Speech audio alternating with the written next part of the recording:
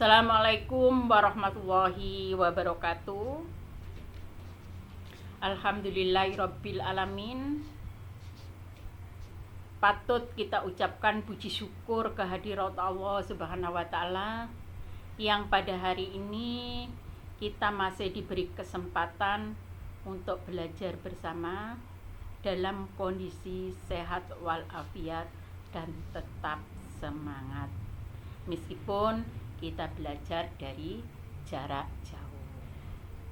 Anak-anak, sebelum kita lanjutkan di materi pelajaran, terlebih dahulu kalian persiapkan alat tulisnya dan LKS-nya. Pada hari ini kita belajar di materi memberi tanggapan yang santun. Diharapkan setelah proses pembelajaran ini nanti kalian bisa menelaah struktur dan unsur kebahasaan teks tanggapan yang santun.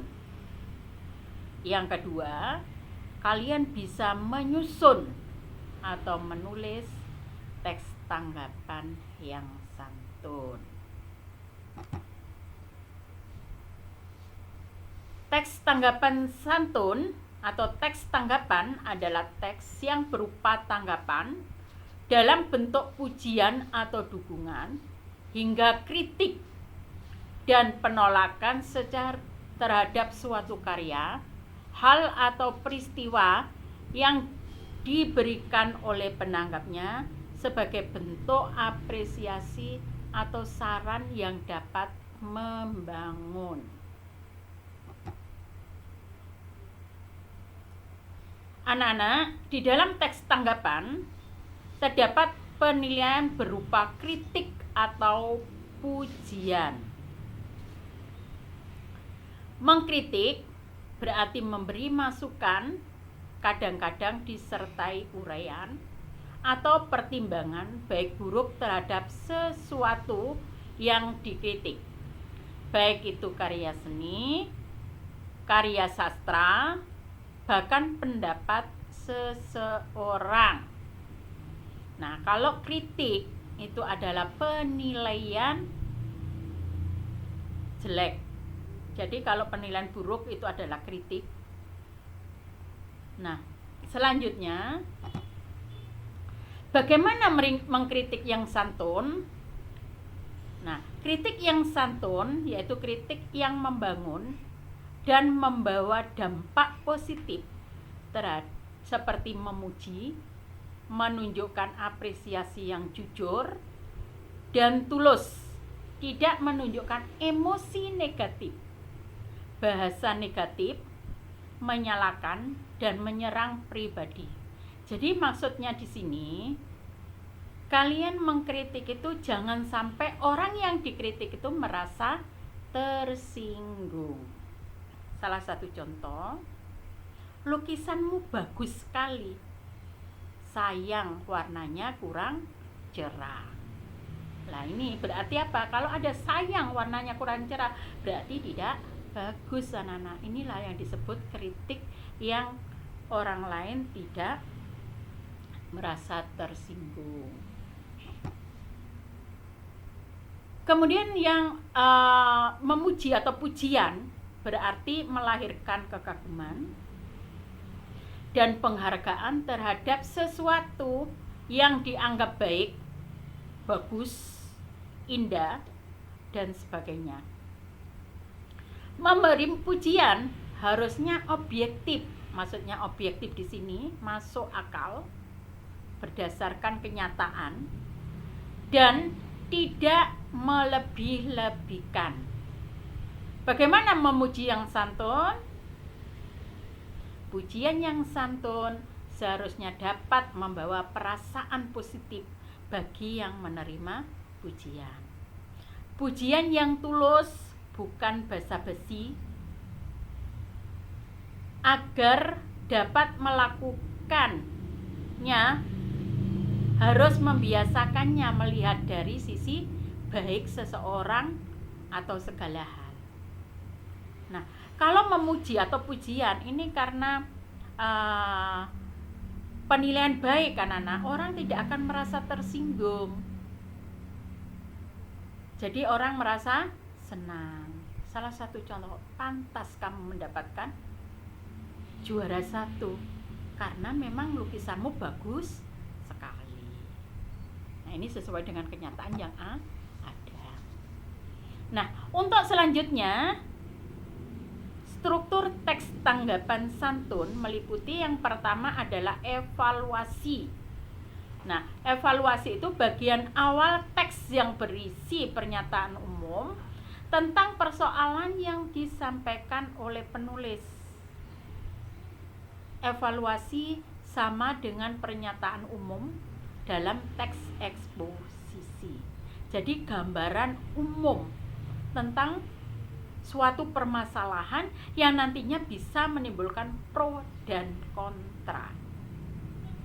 Salah satu contoh yang kamu alami di sini anak-anak, siswa SMP Muhammadiyah 5 Tulangan tidak diperkenankan untuk membawa HP pada saat proses belajar mengajar karena bisa mengganggu konsentrasi belajar. Ini jelas sekali menimbulkan pro dan kontra.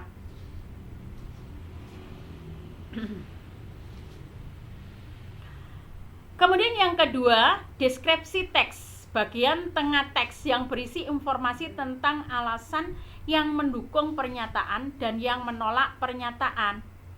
Nah, tentu kalian tahu anak-anak, ya, jelas sekali tentang permasalahan yang kamu alami ini bisa menimbulkan pro dan kontra baik kamu maupun orang tua. Ya, yang pro, jelas sekali orang tua.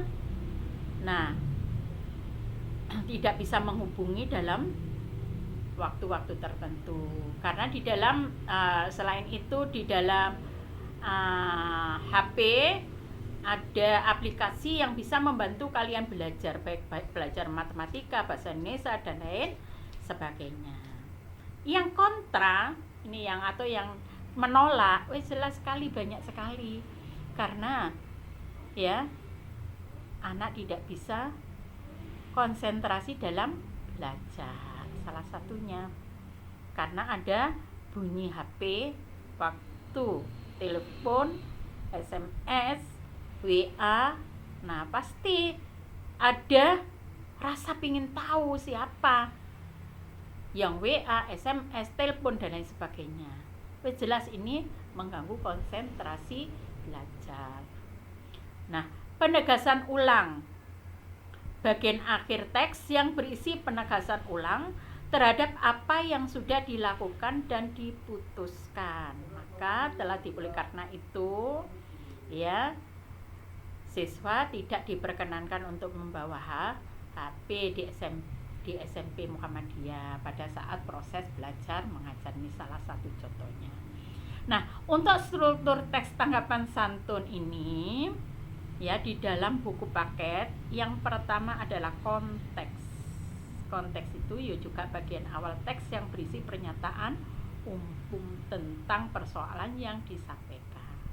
Yang kedua sama yaitu deskripsi teks, bagian tengah yang berisi informasi tentang alasan. Terus kemudian yang terakhir adalah penilaian, yaitu di bagian akhir. Nah, ini ada penilaian baik atau buruk gitu ya. Nah, selanjutnya unsur kebahasaan teks tanggapan. Yang pertama adalah kalimat simpleks atau disebut dengan kalimat tunggal, yaitu kalimat yang hanya terdiri satu verbal utama yang menggambarkan aksi, peristiwa, atau keadaan. Contoh, dia merestui kepergian anaknya. Ayah mengirimi kami uang setiap bulan dan lain sebagainya. Kemudian kalau ada kalimat simpleks pasti adalah kalimat kompleks atau disebut dengan kalimat majemuk. yaitu kalimat yang terdiri lebih dari 2 verbal ya, atau 2 struktur atau 2 verbal ya. Nah, ini kalimat majemuk, ada kalimat majemuk setara, ada kalimat majemuk bertingkat, ada kalimat majemuk campuran. Kalau yang setara, salah satu contoh, adik memetik bunga dan ibu merangkainya. Ini setara, menggabungkan. Kemudian konjungsi atau kata penghubung. Pelajaran yang lalu sudah ya anak-anak? Kalian sudah belajar tentang konjungsi atau kata hubung. Ada konjungsi intrakalimat yang terdapat di dalam satu kalimat, ada konjungsi antar kalimat, yaitu menggabungkan antara kalimat yang satu dengan kalimat yang lainnya. Salah satu contoh konjungsi intrakalimat ada kata dan, atau, padahal, sedangkan, tetapi, dan lain sebagainya. Bisa karena, sebab, seperti ya. Kemudian kalau konjungsi antar kalimat, yaitu menggabungkan antara kalimat yang satu dengan yang lainnya, salah satu contohnya namun, akan tetapi, walaupun demikian, meskipun demikian, oleh sebab itu, oleh karena itu ya. Selanjutnya kata rujukan. Nah, kata rujukan itu pada pelajaran yang lalu juga sudah dijelaskan. Sekarang ketemu kembali, yaitu satu kata yang merujuk pada kata lain yang memperlihatkan keterkaitan ya. Kata rujukan berhubungan dengan kata ganti. Ada kata ganti orang, kata ganti benda, dan kata ganti tempat atau rujukan tempat di sana, di sini, di situ, rujukan benda ini itu, rujukan personil orang ini bisa juga aku, kamu, saya, mereka, kita, dan lain sebagainya.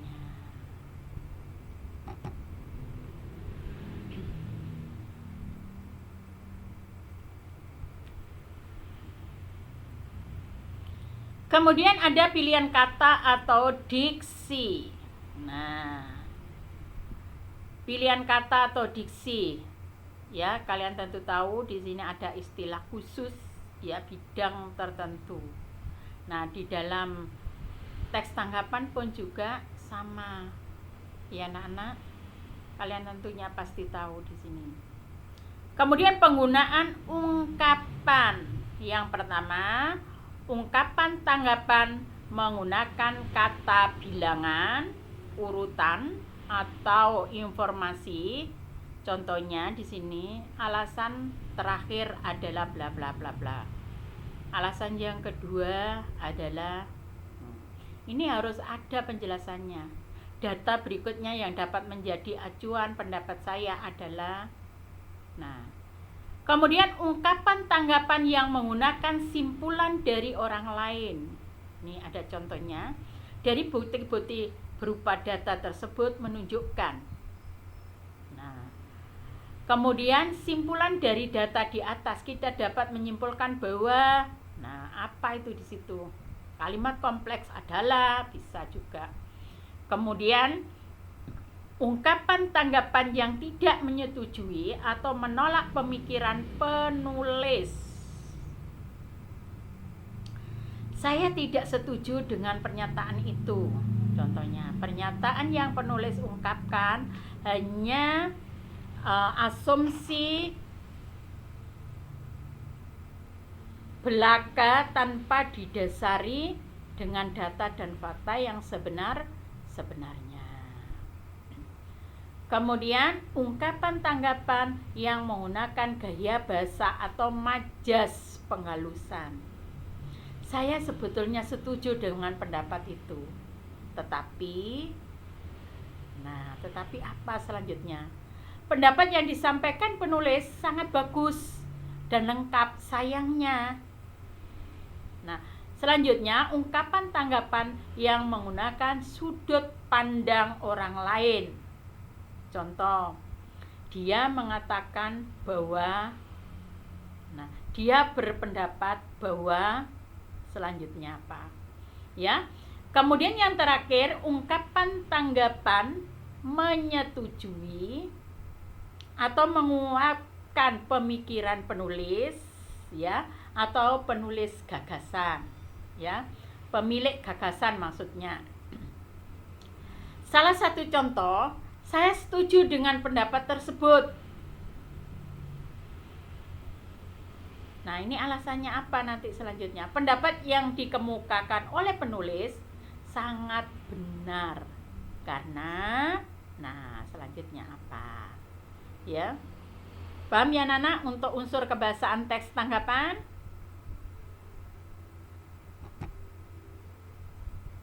Ini contoh teks tanggapan kritis tentang internet, ya.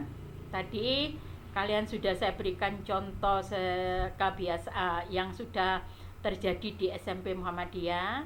Ini tanggapan kritis tentang internet. Evaluasi.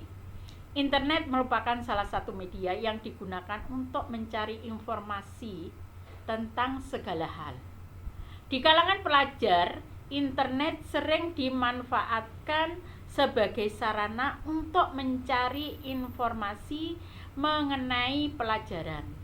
Juga memudahkan pelajar untuk mengerjakan tugas. Nah, ini secara umum ya, gambaran umumnya. Jelas sekali ya, dimanfaatkan sebagai sarana untuk mencari informasi mengenai pelajaran, juga memudahkan pelajar untuk mengerjakan tugas. Kemudian deskripsi teks. Nih, penggunaan internet memiliki dampak positif bagi kalangan pelajar. Pertama, meringankan pelajar untuk mengerjakan tugas. Benar kan anak-anak? Kedua, mendapatkan informasi dengan mudah. Ketiga, dapat menggali pengetahuan lebih dalam. Keempat, sebagai sarana hiburan agar pelajar tidak mengalami kejenuhan. Ini juga benar sekali. Di sisi lain, internet juga mempunyai dampak negatif. Ini yang tidak setuju ya. Yang tidak sedikit bagi pelajar. Yang pertama, internet terkadang membuat pelajar lupa waktu. Jelas kan? Lupa waktu. Kedua, banyak sekali situs yang mudah diakses. Nah, ketiga, internet dapat membuat ketagihan penggunanya. Keempat, berakibat buruk pada kesehatan, terutama mata. Ini sudah jelas sekali. Pelajar banyak yang lupa waktu, lupa makan, lupa belajar, lupa sholat, ya.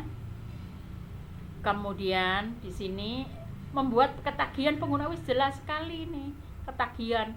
Kalau dilarang atau dihentikan orang tua, marah. Ya, berakibat buruk pada kesehatan. Karena lupa makan, jelas sekali. Ya. Kesehatan menurun. Matanya juga bisa minnya tambah, ya. Kalau Pumaina ya plusnya mungkin tambah kalau memang terlalu sering menggunakan internet. Nah, kemudian yang terakhir yaitu penegasan ulang, ya. Oleh karena itu, penggunaan internet perlu pengawasan orang tua agar pelajar tidak terjerumus ke dalam hal negatif, serta tidak melupakan internet untuk menunjang belajar dalam mencari informasi terkait tugas di sekolah. Kalau hanya mencari informasi atau apa itu bisa ya Nana, tapi kalau dicontoh plek di internet itu yang ya membuat siswa ini belajarnya kurang. Kemudian mengungkapkan teks tanggapan secara lisan dan tulis. Nah, ini mengungkapkan teks tanggapan. Ini berarti bisa menyusun, bisa juga menyampaikan lewat lisan. Yang pertama, menyampaikan kritik, sanggahan atau pujian. Nah, kritik atau mengkritik tadi sudah dibahas di awal. Sebuah karya sastra berarti mengungkapkan bagian suatu hal yang dirasa kurang bagus, kurang menarik, atau kurang benar. Tadi kan sudah disampaikan Bu Maina adalah penilaian jelek, ya, atau penilaian jelek. Kalau penilaian jelek itu namanya kritik, penilaian baik namanya pujian. Dalam menyampaikan kritik hendaknya disertai alasan yang logis dan jelas, dan orang tersebut tidak merasa tersinggung. Tadi sudah diberikan contoh, lukisanmu bagus sekali, sayang warnanya kurang menarik di sini. Kemudian sanggahan merupakan kalimat yang mengungkapkan ketidaksetujuan suatu masalah yang sedang diperbincangkan. Menyampaikan sanggahan harus menggunakan bahasa yang sopan, masuk akal, dan menunjukkan bagian yang lemah dan kelebihan pembicara. Maksudnya di sini tadi yaitu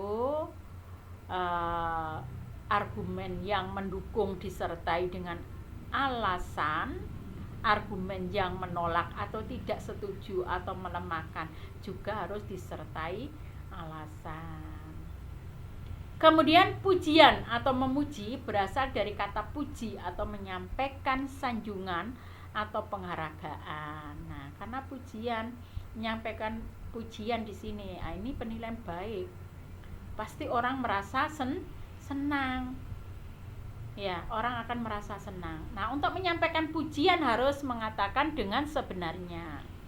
Pujian dalam teks tanggapan adalah tanggapan positif tentang kelebihan atau keunggulan suatu karya yang disertai alasan dan saran. Nah, ini tadi contohnya, pantas kamu mendapatkan juara 1 karena memang lukisanmu sangat bagus. Nah, ini karena apa? Ya karena dapat pujian, orangnya merasa senang, tidak akan merasa tersinggung. Kemudian merancang teks tanggapan. Nah, untuk merancang teks tanggapan ini anak-anak, ada beberapa hal yang perlu diperhatikan. Ya. Yang pertama, memahami struktur teks tanggapan yang meliputi evaluasi, deskripsi teks, dan penegasan ulang. Bisa juga konteks, deskripsi teks, dan penilaian. Kemudian menentukan setiap bagian struktur teks tanggapan. Nah, menentukan setiap bagian. Nah, isinya apa untuk evaluasi itu? Ya, yaitu gambaran umum. Kemudian deskripsi teks isinya adalah argumen yang mendukung dan argumen yang menolak disertai oleh alasan dan bukti. Kemudian memahami ciri-ciri bahasa dalam teks tanggapan. Tadi salah satunya menggunakan kalimat tunggal, kalimat kompleks, ya, kata rujukan, ungkapan tanggapan, dan lain sebagainya. Memahami penyusunan paragraf yang benar. Nah, ini kalimatnya nyambung ya anak-anak, baik itu dari evaluasi, deskripsi teks maupun penegasan ulang. Yang ketiga, menulis teks tanggapan. Adapun cara menulis teks tanggapan antara lain, yang pertama, menentukan tema teks tanggapan. Nah, untuk tema teks tanggapan ini cari fenomena yang lagi viral, ya. Salah satu contoh misalkan di sini gerhana matahari bisa menimbulkan kebutaan, fakta atau mitos. Nah, di sini ini salah satu contoh atau mengenai COVID-19, COVID-19. Nah, ini bagaimana nanti untuk menentukan temanya ya, atau judulnya. Jelas sekali nanti berkaitan tema, judul ya, gambaran umum. Nah, tentu kalian tahu salah satu contoh gerhana matahari bisa menimbulkan kebutaan. Nah, mitos atau fakta ini salah satu contoh saja. Kalau kalian misalkan keluar di sinar matahari yang terik waktu masuk rumah, terlihat enggak anak-anak? Pastikan kalian tidak bisa melihat apa yang ada di dalam rumah kalian.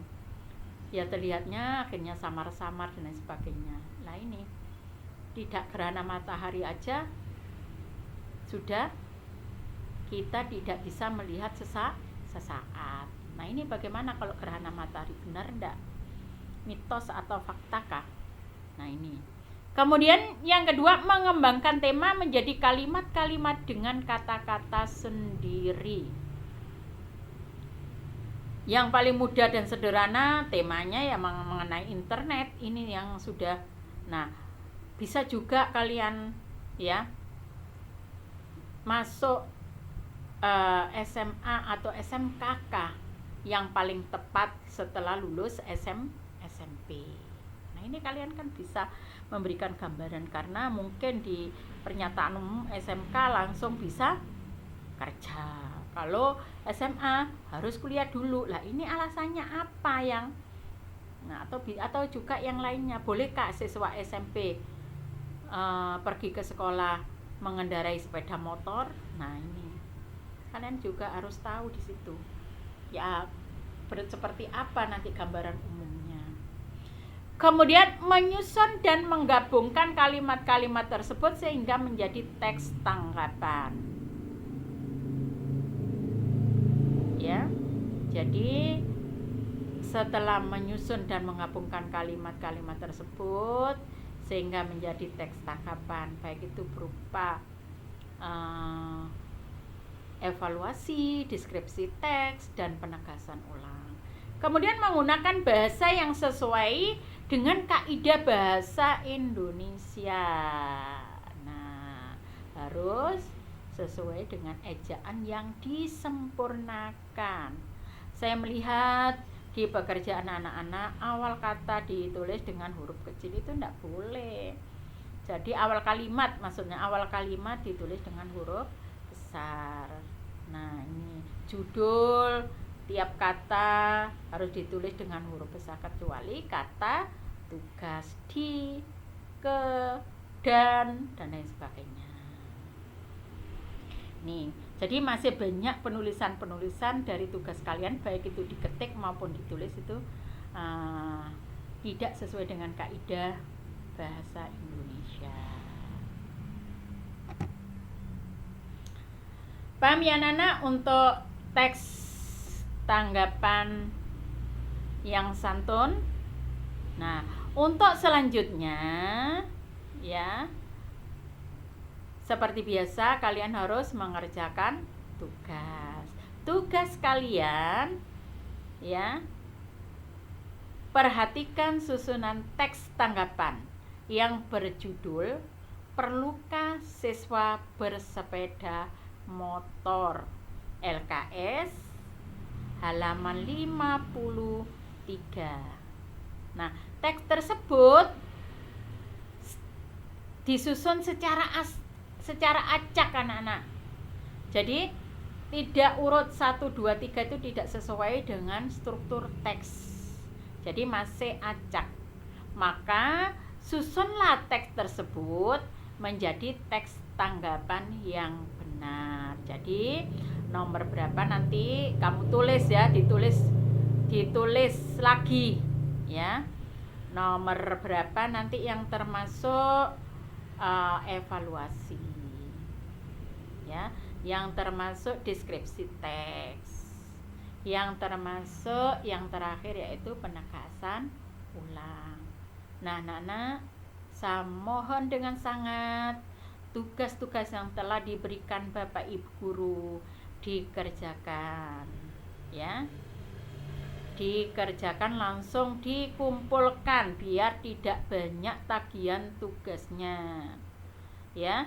Terutama siswa-siswa yang tidak mengumpulkan tugas, kalau Bu Maina itu saya kosongi nilainya.